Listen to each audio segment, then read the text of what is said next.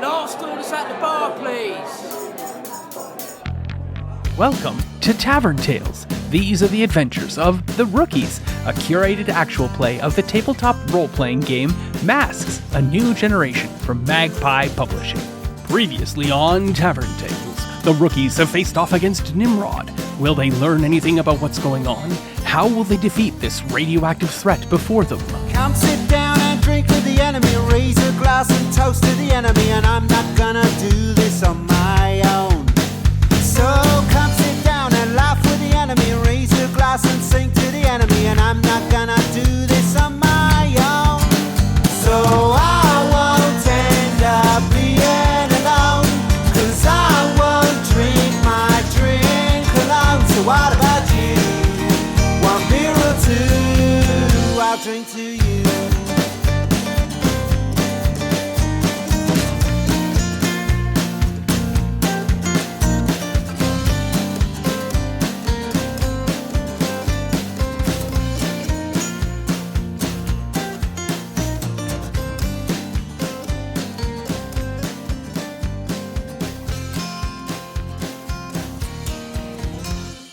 And we're back. We're counting down the hits of the superhero team known at the time as the Rookies. I'm Vern Tales, and when we last left, it was a bit of a slog, trying to recount for you the team's attempt to break into the Jacobs estates. Fences aside, and roofs and windows as well, our team had finally confronted Nimrod himself. Except for George Grady. So let's take it back as we remember what happened with George Grady in the van outside the Jacob Estates. Should I describe it? Sure. Yes. George was all gung-ho to go with his friends, but excused himself because he wasn't feeling 100%. So he spotted a porta potty, and you just see kind of like 5 minutes later. So he goes in, and you can see he's touching his stomach, and it's very clear he's in distress. His face is a little bit green. Goes in, 5 minutes later comes out, and he's all smiles. Like, oh, so much better. And we don't need any more information. Cool. I want to add that there was we watched the drive again. We get that drive back to the Jacob Estates, not the estates which we described so thoroughly last time, but we get the drive up there solely because there's like George spotting a porta potty near a construction site like 5 miles back. And George is like, I'll just be a moment. And all we see then is a big overlay and the purple blur of George following the trail back to use that porta potty by that construction site, and then 5 minutes solely on the porta potty itself, just a simple drawing of the porta potty, and 5 minutes, and then the blur returning, and George is back at the van, hand on the van itself, the other hand on his knee, little pant, big grin on his face, and he looks at the fence. It is this wrought iron fence, little rusted, very beautiful, has Jacobs Estates across it in wrought iron work as well. Big spear type points at the top of it. It stands about 12 feet tall. It's double opening gates up to this huge sprawling expanse of an estate. The gates are closed. How does George surmount the gates? He's going to go up to the gate itself and just check to see if it's locked or if he can just walk through. It is locked. Okay. Can he attempt to vibrate the lock? I'm assuming it's just an analog or like a regular old, I don't know, deadbolt lock or something. I don't know how to describe locks. Something that he can vibrate so fast that it breaks is what he is attempting to do. All right. A whole bunch of rust flies off of it, but no, it does not break. Wonder where all my friends are. They would know what to do. No, he wouldn't. Cool. I like that. And then we go the Rookies is the next page, right? I wonder what my friends do. They'd know how to get through that. Flip the page. The Rookies. The cover of this episode's, this session, this comic book, also, once again, because I'm really liking the idea, has alternative covers. The principal main non-variant cover, though, has the 5 members of the team spelling out the word rookie, but that has 6 letters, so that wasn't really doable. X pays 2 of those because she's stretchy and, The panel has, it's a big spread, NIMROD, who is this individual inside of a glowing radioactive, almost looks like Juggernaut rounded dome helmet like Mysterio or Juggernaut has. And this armor exists like a foot to a foot and a half outside of him. And he moves inside this glowing ethereal armor hovering inside of it. And when he moves his fists and whatnot, the arms move as well outside because he's very small in comparison to the size of this big glowing armor. He has an unconscious George laid out on the ground before him, and his fist is coming down to destroy him utterly, while XPay, Terry Chase, and Bo are all trying to fend him off on different sides. Like Bo's got an wrapped around one of his armored shoulders, and XPay is trying to grab him from the side and manipulate him, and Terry Chase is wielding the De La Vega sword and is trying to stab into the armor, while George basically lays there broken and battered, a la at the end of the first Avengers movie when they're all broken and battered in the ground, sort of thing. This is the main cover of the comic, and so yours are the variant covers. And that's where we have for the main cover. So we start this way and go this way, and you can introduce yourselves and what your alternate cover looks like. Hi, my name is Chelsea. I play Terry Chase, and on my cover of the rookies that I have here, it is George and the General on there. And George is in a weird kind of squat position, and he's got his hands out like he's about to, like with if you're giving like a cheerleader a boost up and your hands are interlinked. Mm-hmm. He's got that going on, and the General's stepping into it, and he looks like George is about to throw him upwards. That's cool. What are their expressions? It seems to be that there's something kind of tendrily and black and ominous at the top of the cover, and the General is doing like a giant fist up into the sky, and it's glowing, and George's face is like super hard concentrated, same with the General, and it looks like they're about to go and fight something that's creepy. Ooh. Fighting together. Working together. Yeah. All right. I love it. Hi, I'm Paige, and I play XPay. And on this cover, it is very different than that cover, for once. It is a black and white cover, and it has the feeling of an old detective show. Ooh, film noir. Yeah, exactly. And there are two silhouettes, one standing, and you can see the silhouette of a gun, and you see just lines of smoke, and one on the ground. The only color on the entire cover is a piece of red in the center of the silhouette, and you cannot tell which one is the General and which one is George. Ah, cool. Oh my. What's the gun look like? Like an old pistol, like your classic. Classic revolver? Yeah. Love it. It's a Winchester. That's not a revolver. No, it's not. That's a really big gun. Holding it over their shoulder. So I need Paige to get out of my head because mine's not the same but similar. This happens every week with somebody. I think it's always you though, Paige. You're in our heads. Get there out. are 5 players at the table, and so there are oftentimes only so many themes that can be explored with a given subject matter, right? I'm psychic, guys. Yep. So mine's a bit different though. So the cover is mostly purple, like George is purple. And that's because of the center of the page is the image of George and the General. So the George is in black and George is in white, and they're kind of as shaped like a yin yang. So George is obviously the white and the General is black. Yeah. The white, because it's thinner at the top, bulgier at the bottom, and the black is bigger on the top and thinner on the bottom, just like George and the General. Yes, and they fit perfectly into each other. And Right. the artist somehow has a bit of the black in the white and the white in the black. Just, I'm not sure exactly how they look. I'm not an artist, but right, the artist is really good. So they figure out something to accentuate to make that circle, right, that you see in a yin yang. So there's some feature that's black in George, and there's some feature that's white in the General, like something there in their clothing or something. But it's drawn very simply. So my thought was kind of like Spy versus Spy. So very simple, Oh, okay. kind of cartoony look. And then, yeah, the rest of it is just purple. So it's kind of a simple cover. Wow. I love it. Hello, I'm Marie Claire. I play Adora Smith, who aka is Bo. Yes. And this variant cover, which was actually quite controversial, and George's biggest fan was like, no, this is not really. Anyways, George is standing there and he's looking innocently, except for the fact that his hands are outstretched and they're covered in blood, and he is casting a shadow back, which as the shadow hits far enough back, it is actually the general. I love that. Wow. Cool. Is this how my character says your character, George? Probably. Allison, maybe. Maybe. But, somebody sees it that way. So it's the start of the game, and I will add a team to the pool. And we now have 3 team in the pool. Your characters are, and we will start not with George at a fence, because that's, you can figure out how to get over that fence, George.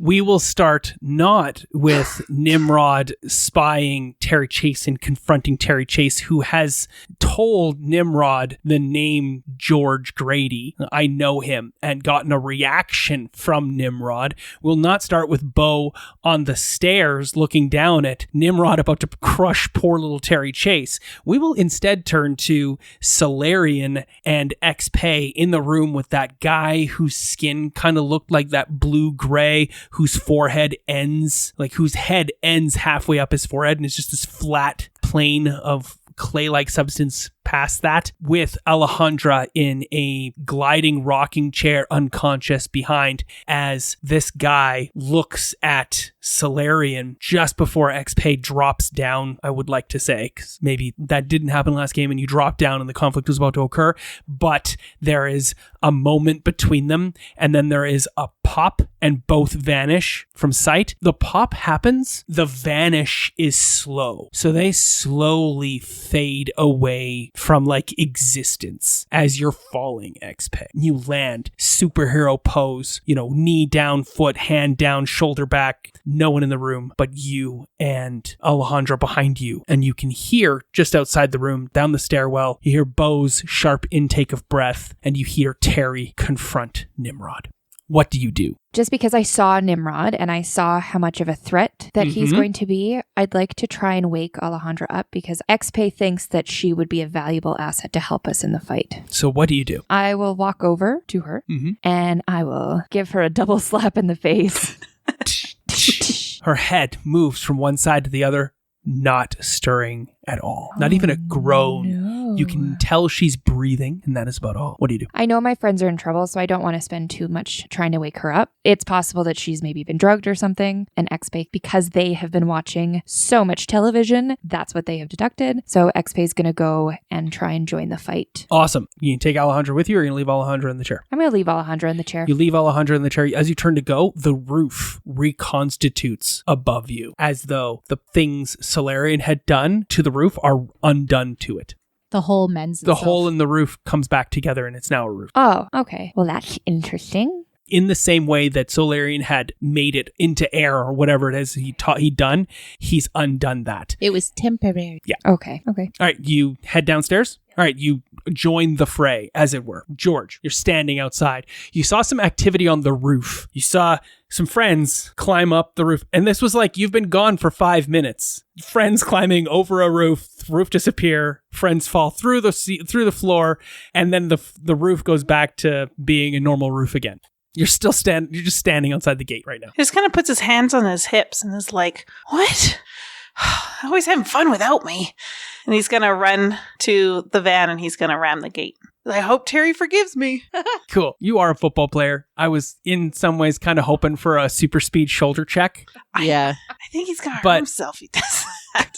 Cool. I thought it was going to be a super speed run and jump. He doesn't jump. Ever. So that is not not a something I've seen jumper. George do. So... It could become a move, though. Super speed run, jump, and poof. So just so you know, there is no cost for failure here. I just want to know what happens to the vehicle. Yeah. So what I want you to do is I want you to roll 2d6 as an unleash your powers. You're not really going to add anything to this. This isn't your vehicle. This is nobody's thing. I just want to know whether or not it's successful. But if you fail, you're not going to get potential, because ideally this isn't a conflict. The conflict is between the vehicle and the gate. Yeah. So if you could roll the dice, that'll help me determine what happens to both. The vehicle's going to get potential. I got the 7. And a 7 is success, but it's temporary. Yeah. So everyone hears the grinding, groaning, screaming crash of the wrought iron fence being ripped through by the vehicle as the vehicle comes roaring up. It is still fine. You are successful. Everyone has heard you come through the gate. Alarms start going off. Or some other cool, much cooler sound alarm. Did I do that? Did I do that? Oh my God. Yeah. Friggin' Nimrod. Alarms go off. The vehicle pulls up. It is pretty smashed up. Damn it, guys. I'm going to say there's... It's not many of those. Actually, why don't each of you describe a minor injury to the vehicle so that we can all get into the same shared headspace of what the hell George just did as he pulls the vehicle up and parks right in front of the front door. So when he crashed through the gate, the metalwork that had Jacob Estates on it ended up being implanted pretty much into the front of the van. Cool, yeah. So that is just sitting on The grill of the the vehicle. grill. It's like embedded in the grill, and now the van is called Jacob Estates. No, it's called Backwards. Cobest. Oh yeah. Jacob Estates has Cobest, and of course the rest of it was too long, so Cobest is embedded, and it's Cobest. It's Cobest, yeah. Yeah. Or Cobesta. Cobesta. Which one do you like? Cobesta. Cobesta is cool. Yeah, okay. Cobb Estates. Yeah, there you go. Cobesta. What else is wrong with the van? Both of the mirrors are just hanging like sad little puppy ears. Yeah, I love that. And they were the big ears because it was a longer van, right? But the clickers would still work. The lights still work. The wiring going flashers? through them. Yeah. Or wait, there's flashers on the mirrors as well? Yeah. Yeah, there's Oh, because it's flashes an on mine. old It's old, 1970s vehicle. Yeah. It had some upgrades, Okay, cool. I would The assume. flashers still work. They're pointing the wrong way, though. I Yeah. love it. So you know how when you drive over a gate or whatever and a piece like falls off, it actually scraped the bottom of the Ooh. drip pan. So it's not completely taken off, but there is a leaky little like cut up pea stream. I coming totally out. picture that when the vehicles drive away, they see the stream of oil behind it. Yeah. I love that. That's which brilliant. is like not a great thing because your car kind of stops working after that. Yep. The antenna for the radio is bent, and one of the headlights is smashed. I love it. Yeah. Furthermore, the windshield on the passenger side has a head of the gate smashed through the front of it. So there's like a little sharp point literally looking at where the passenger in shotgun would see, and that there are cracks and fissures spreading out from that. And one long crack goes right across to the other side of the thing, and it goes right across the driver's Eyeline. vision of it. So it's almost like it's a little skewed because you can see that crack right in your eyeline. And that's... George pulls up to a stop out front of the doors. What do you do? Well, that could have gone better. Terry's gonna kill me. Oh, shoot. I'm gonna pay for that one later. And he's gonna rush into the building that he saw All right. everyone fall into. Or a couple of people fall and jump into and whatnot. All right, you run into the building. All right. As George is about to run into the building, the door is open a tiny amount, just blows the door open and comes to a stop. And you see standing there confronting the 12-foot tall radioactive man of NIMROD, Rodney Jacobs. You see standing at the top of a double, like it's a single staircase that branches to a left and to a right to go to the left and right wings of this gigantic estate, which is a big U shape. And there's a big long walkway. So there's a gap in the stairs. If you can picture it as the stairs branch, there's then a space in the air between that and the balcony, the walkway, the hallway at the top there.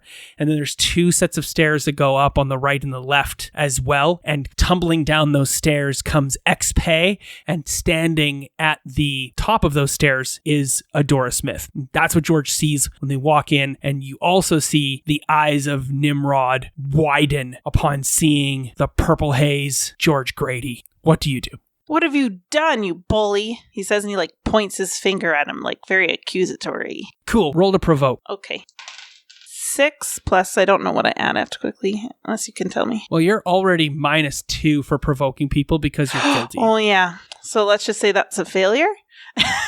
Probably. It pretty much is going to be a failure. Yeah.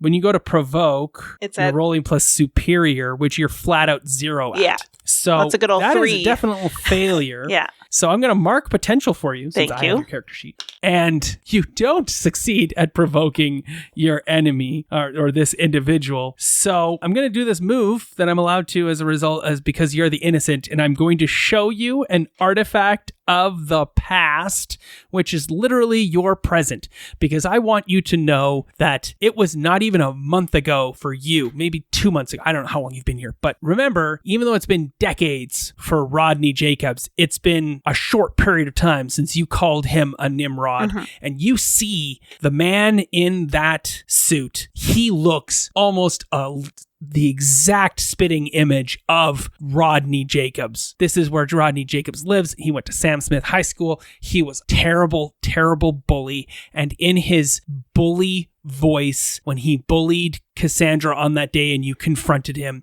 he points his finger just like he did at you. And he says, just like he did on that day, just before you got blasted into the future, he says, "You're gonna get it." And I want you to roll to take a powerful blow. An emotional one. Exactly. I love it. I love it when people take powerful emotional blows. It's very satisfying. What'd you roll? A 7. So that's an 8. Okay. Because you already have one condition. Mhm. So when you roll to take a powerful blow, you have to choose one of those 3 options below. Are you going to lash out verbally, provoking a teammate to foolhardy action?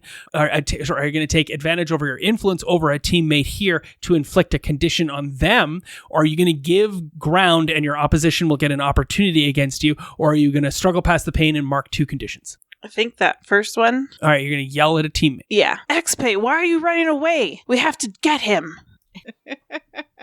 So you're provoking XPay to foolhardy action of just rushing Nimrod. Yeah. Okay, cool. Do you do it? I mean, yeah, XP wants, like, they're coming to help. Just confusing you. Just very because I'm like, I was coming in. Yeah. So note to self, George is a dick. And for some reason just picked on you after getting lashed out to by him. For that, I'm going to add a team to the pool just because this is a promise that's being made of this, once again, George telling you what to do. And I'm going to help the team later because of this struggle here Be right mean. You're so mean. I'm complicated. Yeah. Yeah, XP, I guess, rushes. So we are now all here. When you enter battle against a dangerous foe as a team, I am now going to add an additional 2 team to the pool. Woohoo. It's a lot of team. So we need to determine who is the leader of the group. There is no Solarian here. I don't think it's me, personally. So I need to know who is the leader of the team. I think it's XP. I think it's Terry, because Terry was the first one on scene. I'm good with Terry as well. It's just not me. Okay. I would say I think it's me too. George also thinks it's Terry. All right, so we're unified in the fact that we think that it is Terry who is the leader. This is like one of the first times where Ever. XP is like, I'm not the leader. Yeah. So, XP just got forced to rush in. Terry, do you have influence over these 3 other people? Oh, actually, I do. Excellent. So that means I'm going to add another team to the pool. It's the only influence I have. I just don't have it over Solarian, so No one has influence over Solarian. he's a... Now we're going to determine if you all have the same purpose in the fight. What is your purpose in the fight, Terry Chase? to either take down or get past Nimrod. To take down Nimrod. I already found Alejandra. What's your purpose in the fight there, George Grady? Take down that stupid Nimrod. Okay, that's fair. I want you to think more complicatedly. Oh, no. Because this is a direct tie to your past. Mhm. And so if you just take down Nimrod, will that help you understand anything about what happened on that day? Nimrod was there. You don't know how you Yeah. got here. He was there. You can't trust your fruit yourself to tell you, not that you've ever even asked him. Cassandra was there. You didn't ask her. Nimrod was there. Yeah. He was the bully. You shoved Nimrod. He shoved you. You wound up in the future. He might know, and you've never inquired about it. That's fair. Ever. I'm just thinking, like, with Teenage Brain, he's still angry about the fight they never got to conclude that fight. That's all I was just thinking, that he's still like, Fair. I'm angry at you still. Take down Nimrod? Great. But do you want Nimrod knocked out? Do you want I want him Nimrod stopped, I guess, killed? right? Stop him so I can get that info. Yeah. It's his house. You just broke into his house. But he kidnapped a person. That's what you've been told. Yes. Yeah. He kidnapped a person. So, yes, keeping the motivation that you've currently got, Mhm. but I want you to think about how much more you need from this scene that I'm offering you. Okay. Because I want you to ask the questions. Okay. Otherwise, it's just me saying shit. Cool. Okay. What's your purpose in the fight? Stop the NIMROD and rescue Alejandra. Known bad guy superhero team, take down NIMROD, perfectly acceptable. Okay, so you all have the same purpose in the fight. I'm going to add Holy shit. So this is the Yay, most we team gotta we've use ever- this. another. Yay, us. Oh my god. It's because Solarian's not here and he would just do something else. don't want True. to do what It's you're possible. doing. Does anyone have any reason to not trust Terry in this fight and in this scene at the Jacob Estates? No. No. So technically, if Alejandra was suddenly like working for Nimrod, I guess that could cause something. But that would be like that would in the make moment. you not trust Alejandra necessarily Yeah. over Terry. I mean, it would emotionally provoke Terry probably, but that's a lot of what ifs. And given the information that we currently have, Okay. I have no reason to not trust my good friend Terry. So we have 2, 4, 6, 8 team in the pool. Look at us, all the mad power. However, Uh-oh. it does say if your team is ill prepared or off balance, remove a team. Oh. And I think you could have gone about this in a much less Chaotic way. ill prepared or off balance way. So do you while mean, Kyle? I know you are all ready for a fight, this is not the best way to have started it. So we're going to take away one team. This is still the most team you've ever begun a mission with, ever. Okay. So the fight is set up. Nimrod standing there in the big thing. We know where everyone is. However, at the top of this fight, you know how all of those guards ran off down the left? Right? Well, they've still gone. They're not coming back. Okay. Unless I use a move, they'll come back. But again, I want to point out, taking out the guards is probably, like, it's not going to cost you moves and whatnot. They are normal people. You can defeat normal people with the flick of a wrist, right? Even if they've got guns and whatnot, that's not a big deal for my superhero team in front of me. What is a big deal is the fact that Nimrod works for a supervillain organization, and therefore another guy in, it almost looks like prison attire, and it very possibly is prison attire, because when he busted out, he just never stopped wearing his prison clothes. He walks out, and it is none other than Numbskull. He has a titanium skull-like face. His whole skull is basically Deathstroke from G.I. Joe. It's like a living metal head, and he's wearing an orange jumpsuit. And he comes in, he probably stands like 8 feet tall. So he's much bigger than a normal person would be as well. As he walks into the room and cracks his knuckles by bridging his fingers together and stretching out. And there's a crackle of energy that happens when he cracks all of his knuckles with a resounding 8 crackles. And he grins, and you can see his metal teeth and the metal insides of his mouth. Papa? What do you do? Father?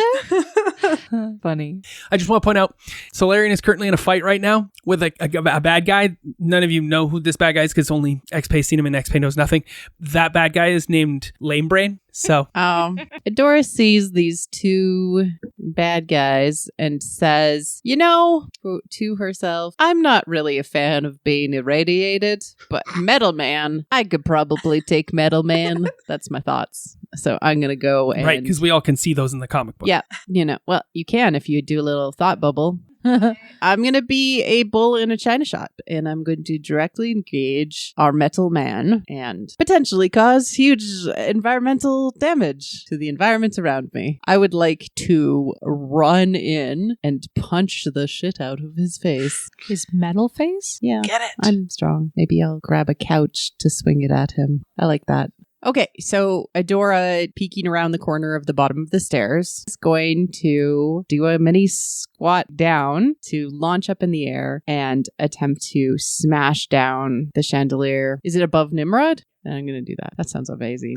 Okay.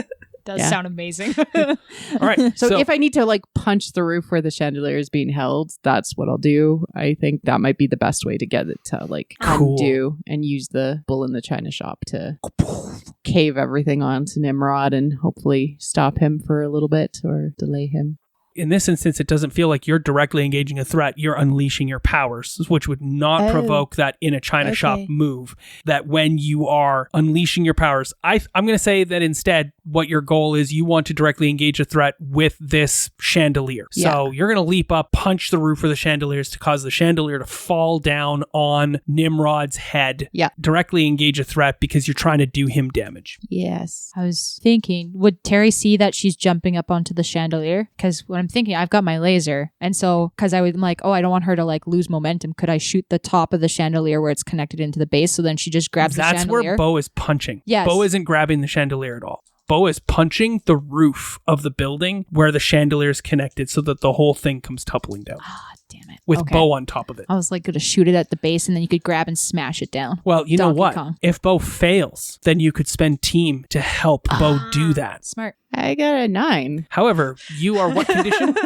I'm angry. All right, so you don't have to worry about that at all. You have a 9 plus. Yeah. Or is that total? I got a 10. All right, because you're +2 on danger, Yeah. right? Okay. I can't math. All right, so you've gotten a 10. You get to pick 2. And in Okay. this instance here, you get to pick 3, and you're going to do unconscionable, terrible things to the environment around you. Yeah. Because you are a bull in a china shop. Yes. And so I'm going to, first of all, avoid/resist their blows. 'Cause Sure. I'm going to protect myself in this. I'm going to create an opportunity for my allies. Who are you creating an opportunity for? I'm going to create an opportunity for Terry. All right, that'll be the last thing you do. What's the next one? And then I'm going to impress George. No. The opposition. Oh, okay. George is not the opposition. I'm gonna frighten opposition. He didn't know where it was coming from. He's now. I'm going to get to choose which of those Something. 3. I don't think it's fair because I never Fine, get to decide surprise. what the emotional is. Fine. So I'm going to say that you surprise the opposition by causing the chandelier to shatter to the ground. There is an additional difficulty now because there are shards of crystal everywhere on the ground. So if you do happen to take a powerful blow from someone, part of that will be the scrapes and cuts that you get from being shoved across a granite floor strewn with shards of broken glass. Chandelier comes cascading down, knocks Nimrod to the ground, Adora riding the top of it, landing on top of it, and rolling away before Nimrod can lash out at Adora. An opportunity has been created for Terry Chase. What would you like to do? I'm going to grab the wires that were attached to the chandelier because I'm guessing it's not like an actual it's not a fire chandelier. It's like a electrical one because they upgraded it, fire safety code and all. So when she was writing it down, there's like the electrical wires that are coming out of the ceiling. And I'm going to grab those electrical wires quickly and use that to like wrap up Nimrod. Nimrod is 12 feet tall, laying underneath a broken chandelier. How are you going to get the cables underneath him? Are any of his like arms like splayed out or anything? Sure, he's definitely splayed out. Okay. What is it your goal? Your goal is to try to tie him down? Incapacitate him. Yeah. Like make it so he can't move. That is very hard to do. Yeah. As your little character. Do you have a move that lets you better able to do that? Got a laser. It's not very helpful. Is this where I do game face? While he's prone on the ground, I'm going to run in and try and stab him with my sword. Which sword? Oh, wait, I don't have my sword, do I? Yeah, what sword? I'm going to shoot him with my laser All right. while he's prone on the ground. Absolutely. And you get to use that as a move, so Yeah. roll to directly engage a threat. Aha! 11. So, and then plus danger. So still 11. Excellent. So, yeah, you definitely rolled. You get to pick 2. I am going to create an opportunity for my allies. Okay. And I am going to take something from Nimrod. And that is? Is there any kind of like a power source for his suit? You don't know? I was going to say I'm going to take his helmet, but then I realized it's made out of freaking radiation. Can't do that. I guess I'm going to do one of the bottom things to the opposition. Sure. Yeah, okay. But I'll let you choose because that is yours. Yeah, I will indicate that he is also frightened of your laser. So it punches past his radiation. However, when it does, it creates a hole in the radiation and radiation spews out towards you, Terry Chase. Roll to take a powerful blow. 6. And when I go to take a powerful blow, you're someone that's more powerful than me, right? No. Damn it. Okay, well, On a miss, you've stood strong. Mark potential. I've completed potential. Again. Yeah. Wow. I'm sorry. I'll stop completing potential so much. You gotta roll better. Nimrod begins to glow with a blinding red light as everything in the armor of this gaseous substance starts to pulse and move more rapidly, and it glows even brighter. And he reaches out with a hand and he blasts his hand at Bo, who is the closest to him at this point. And I need Bo to roll to take a powerful blow as another intended blast of searing radiation lashes out at Bo. Can Xpay try and jump in front of it? Yes, you can roll to defend your friend. If you would like to leap from the top of it as well to bowl Bo out of the way. Yeah. Kate, I think that looks heroic and theatrical. Go ahead. So when you're rolling to defend, you roll plus savior. How'd you do? On a defend, I have a 7. All right. It costs yourself. You're going to expose yourself to danger. You'll be rolling to take the powerful blow instead. Yep. For PC threats, because it's a threat to a PC, they're going to take -2 on their roll to take a powerful blow. On a 7 to 9, you expose yourself to cost, retribution, or judgment. It's going to cost you. Mm-hmm. Cool. And does that clear my guilty? Yeah. Yay. They're not going to roll at all. You're going to roll to take a powerful blow instead. Kyle, Yeah. is it too ridiculous if George also like jumps in as well? It's too late. Okay. The roll has already occurred. You've rolled to take a powerful blow. That is 4, I think, at most. 5. You've 2 conditions. Well, I just cleared one. So you've 1 condition. That's a 4. That's a miss. You can mark potential. Okay. We've rolled around on the ground. Now, Nimrod is laying there, has gotten to a knee and fired a blast at Bo. Bo, before it can hit you, strike you, Xpay launches from the second floor, lands, bowling you out of the way and scattering you across the ground. Little minor micro abrasions as the crystal glitters and glistens off your skin because you're really strong and you have durable skin. So you just end up with this like crystal dust all over you like a Twilight vampire. Xpay weathers the blow from the radiation as it cascades over them to no effect. You're impressive. I'm super impressed. Just saying. Thanks, Dora. George, what are you doing? George is going to run in and like, I'm assuming he's kind of covered. George is already there. Is going to go up to, I'm assuming he's covered in shards of chandelier, right? Because there's stuff everywhere. Sure. So he's going to kind of brush it off, but kneel over him is going to grab him by his like whatever like collar he kind of has and like sit him up so he can like yell at him. He's going to have a conversation. Nimrod is 12 feet tall, wearing glowing radioactive armor. You can't grab him because his armor kind of protects him from that. So you run in, covered in a couple of, you get a little cut on your cheek from the glass shards, and you point your finger at Nimrod and you say, "Why can't you leave Cass and her family alone? Just let us take Alejandra and go." What do you want out of that?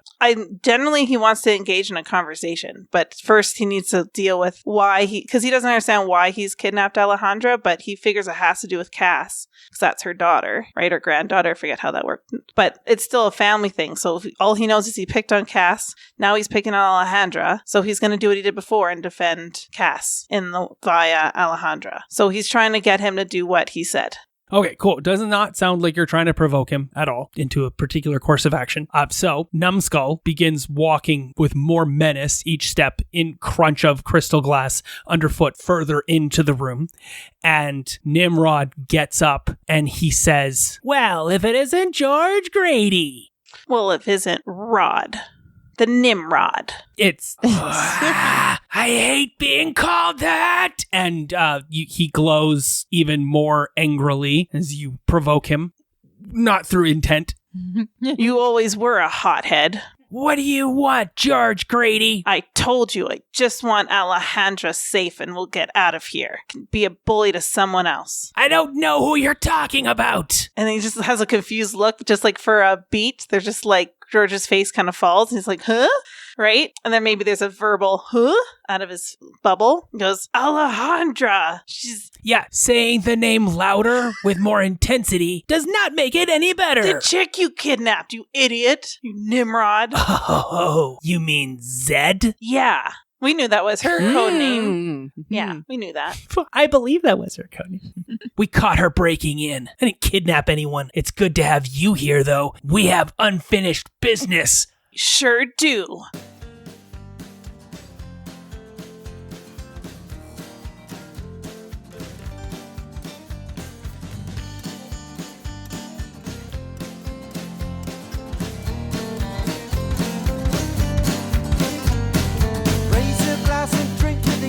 Raise a glass and sing with the enemy, and I'm not gonna do this on my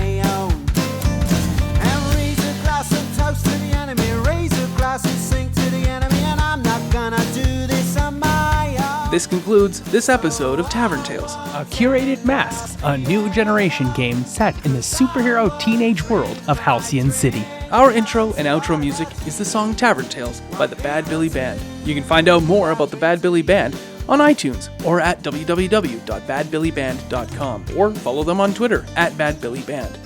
Thanks for listening. Please feel free to leave us a review on iTunes or find us on Twitter at tavern_tales. We'll be back next week with more of the adventure.